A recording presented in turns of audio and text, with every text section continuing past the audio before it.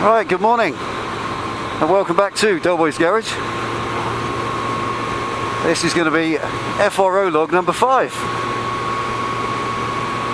Now, if you've been following the other ones, they've been subjects that are close to my heart, but this one wasn't planned.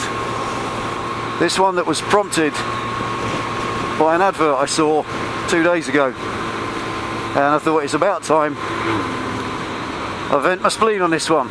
It's been something that's annoyed me for a while, but it wasn't that much of an issue until now, because the particular issue has become a little bit more dire. So, today's FRO log, today's victim of choice, is going to be supermarkets. Supermarkets that sell motorcycle clothing. There's one in Britain in particular, and it can fuck right off.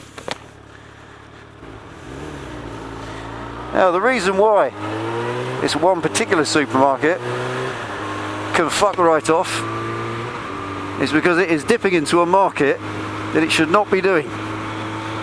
If you don't know about this, here in the UK there's a particular European supermarket that's opened. Quite obviously I will not name them, but they've begun selling motorcycle clothing about 5 years ago, and it is cheap because they are a cheap supermarket. Now, some companies, for instance, I don't know, supermarket wise, we're looking at Co-op, I don't know, Sainsbury's, whatever, they're cheaper end. Others are high end. Waitrose, Marks and Spencer Food Hall, etc. And this particular supermarket in question is the lower end. I haven't named them in that list. Either way, come on, that'll do. Now, the problem is that motorcycle clothing, in my humble and not ill-considered opinion, is a very specialised niche market. Specialised in more ways than one. It's not just unique to one kind of customer. It is specialised. It's specialised equipment, especially crash helmets. And the shops that go out there and set themselves up as motorcycle clothing shops, or even motorcycle shops themselves that take the trouble and the money and the investment to open motorcycle clothing departments, are doing that for a specific customer. Look at the statistic. 1%, just 1% of road users are motorcyclists. That's a statistic that we all know and love. So only 1% of road users will go into a motorcycle clothing shop. A car accessory shop, well, that caters for 99% of road users, if you get my meaning. So because they're so specialised, these little shops, they deserve our custom. So if you need a specialised item, such as a crash helmet, you should jolly well go to a motorcycle clothing shop. They're there for you. They set out their stall, they've made their investment, they've sold their ass to the devil, and they've made a business. And they've put it in place for you to come and choose what you need. They train themselves. They give themselves a standard of education. They go to the companies that supply the kit that they purvey, and they've learned about the kit. Especially in the case of Arai helmets. Every Arai dealer is trained by Arai in how to manipulate the helmets, how to fit the parts on and off, and how to advise on the helmets. You don't get that in a bloody supermarket from some knobhead who sells cabbages, do you? Come on. So the point here is that these little shops are getting frozen out. We all know what supermarkets are, and I don't mean bastards, we know they're that, but they are powerful. They are extremely powerful, and they're killing off the high street. If you're watching this from outside Britain, it may not mean so much, but in the UK we have an ancient culture of high street custom, little shops, shopkeepers. It was Margaret Thatcher, God bless her, oh God. She said that Britain is a nation of shopkeepers. I think her father was a chemist at a little chemist shop. And we are. We like little shops. It's in our culture. It's who we are. But these supermarkets are turning us into a different country as far as commerce is concerned. You can buy everything in the supermarket, TV sets, all sorts, and I don't have a problem with that really, I'm not bothered. But what I am bothered about is my motorcycle industry, my motorcycle fraternity. The biking world is a family. And as much as we put our arms around each other's shoulders and we act like brothers and sisters and we stick together, don't forget the motorcycle industry. Without it, who the hell are we going to buy a gear from? Use them or lose them, you know. So these people getting frozen out, it's unfair in the extreme. Their businesses are going to the wall all the time. A famous company here in the UK, Hind Gerica, they just went to the wall after the results of the recession and shut down. They were a big fish in the industry, a big player, and if they can go, anyone can. And I know it's a story across the board. The recession's killed many good businesses, and that's a shame. But when it turns to us, we have the power to do something about it. The only reason that these places are going down is because we're letting them, boys and girls. Do not buy this crap. And there's the next thing. When you go to these supermarkets, as I said, you get high-end and low-end. You get the Waitrose of the world, which is the high-end supermarket for posh food, for posh people. Then you get the low-end, the bottom end, where your housewife goes to buy beans and fish fingers for the kids, feed the babies. Families need budget shopping, especially in these current times. And these supermarkets cater for it. And that's to be very lauded. I don't have a problem with that. Co-op. Fucking, ignore me then, you bastard. Fuck you. Honestly. I'm a Harley rider and I love Harleys. Why do some Harley riders just fucking ignore you? Tosser. Right, back to the subject. This issue of supermarkets, they are denying the first contact of their shoppers. Imagine this scenario, okay? Mate, he guys himself a little scooter to go to work on. He's not a biker, he's not a motorcyclist, he's a car driver. He's driving his scooter on his grandad rights. That's the inclusion in his car licence of the ability to ride a moped 50cc.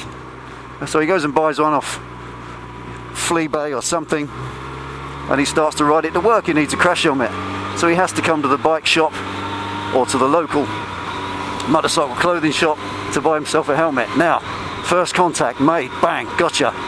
We are the Borg, he is assimilated. He's in, he's seen the bikes, he's seen the shiny stuff.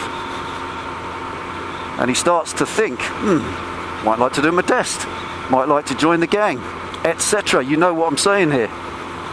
But if he goes in the supermarket with the wife, drudging round, buying beans for the babies, he sees a crash helmet. Oh, that'll do for me then. 25 quid. Crash helmet. Yay. Excellent.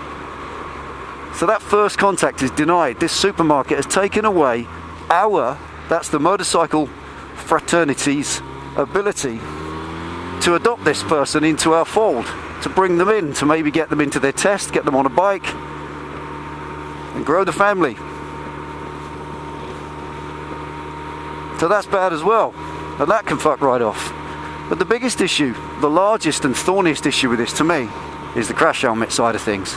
Now I don't care if these supermarkets want to sell bike gear, that's their business. I hear it's quite good and I hear it's cheap, and that's fine.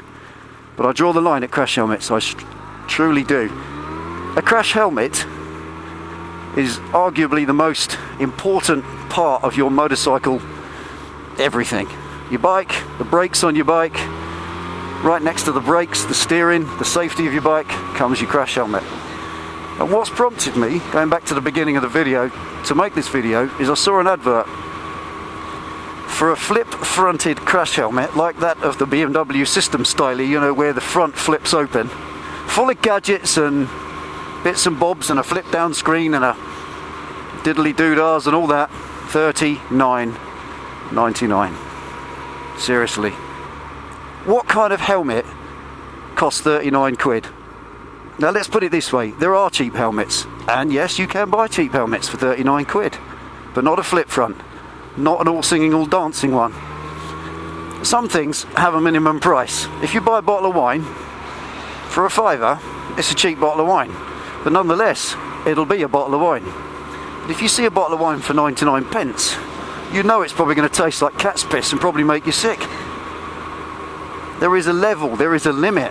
And from my personal opinion and experience, which is, I suppose, a fair time now, I believe that the minimum price for any helmet, as price more usually gauges quality, it just does, is about 50 quid for an open face and about £70 for a full face. And if you choose to wear an open face, that's your choice, I don't have a problem with it. But the flip-fronted stuff, like the BM system lids, well, they are very special because they're an open face helmet, but when they're shut down, the locking mechanism has to be such that they become a full face helmet because people wear them as such. Now these things, the Beamer ones, are worn by police, by these guys, the professionals, the ambulance service, all the people who wear a lid in the pursuit of their job. Emergency professionals, they wear them. And I think, as far as I remember, the last time I heard the price that we, the taxpayer, pay for a policeman's crash helmet was about 600 quid. Schubert makes some serious lids like that, the German firm, and they're about £700-800. Not fucking £39.99. Honestly, what kind of lid's it going to be? Helmets being sold by unqualified companies that do not, in my opinion, have the wherewithal to handle such merchandise, to physically convey it from A to B, to ship it, to sell it, and to deal with it, to advise upon it, the lot. If you're going to make a comment in my comments box below, and you're going to say, I think they're perfectly right because they passed the UK standard testing, then listen to this first. Ask yourself a question. If some little knobhead on a 125 turns up, just took his test, passed it, got a license, and wants to take your daughter who's 16 on the back of his bike, and he's bought her a helmet for 25 quid from a supermarket, I think he'd get it wrapped around his canister. He certainly wouldn't be taking my daughter anywhere. Would you put your children in such safety gear? Safety, it's in the name. Think about it. Now, okay, they passed testing. Let's have a little look at that. Now, safety testing for helmets is a case of submitting a lid on a good day, your best helmet, to a testing facility like Euro Cap 4 or something like that. I don't know who tests lids, but whoever they are, yep, round him you go. That's the way. And they put it on a dummy head with sensors inside it, and they smash it with a big post, and they test the results. Now, that one hit is all it needs to pass, and that's it. But it doesn't test the degrading effect on a helmet of the day-to-day living of the little knocks and bumps and bangs. Cheers, mate. Catching it on the doorway, catching it in your garage, perhaps now and again dropping it on the worktop or dropping it on the floor. It doesn't test how those little things degrade the helmet. Also, these lids are made of plastics, forms of resins and epoxies that harden off over time. So how long do they last? We all know that if you know your stuff, you know that the average decent crash helmet, one of the proper makes, probably about 5-6 years, and that is it. Doesn't matter if it's sat on a shelf all that time in perfect conditions. The plastic never stops moving. When that resins are mixed together and the hardener is added, the plastic goes hard, but it doesn't stay there and stop at that hardness. It carries on stiffening up until eventually it starts to get brittle. We all know this. But the proper makes, Arai, Shui, Shark, AGV, all the proper makes of helmet, they will last 5 or 6 years. How long does a £39 crash helmet last? Who knows? And here's the arguments. All right, I can, before you even type it, I can hear you already saying, well, mine's okay, it doesn't matter, 39 quid, I'll get another one next year. Honestly, mate, honestly, it's your head, it's your skull, your motor functions. I don't get it. I really don't. Yes, I'll buy jackets, gloves, boots, beans, fish, eggs, cabbages, all sorts from supermarkets, no problem. But a crash helmet saves your life. If you're riding with a helmet on, a full face helmet, you put your faith in that helmet.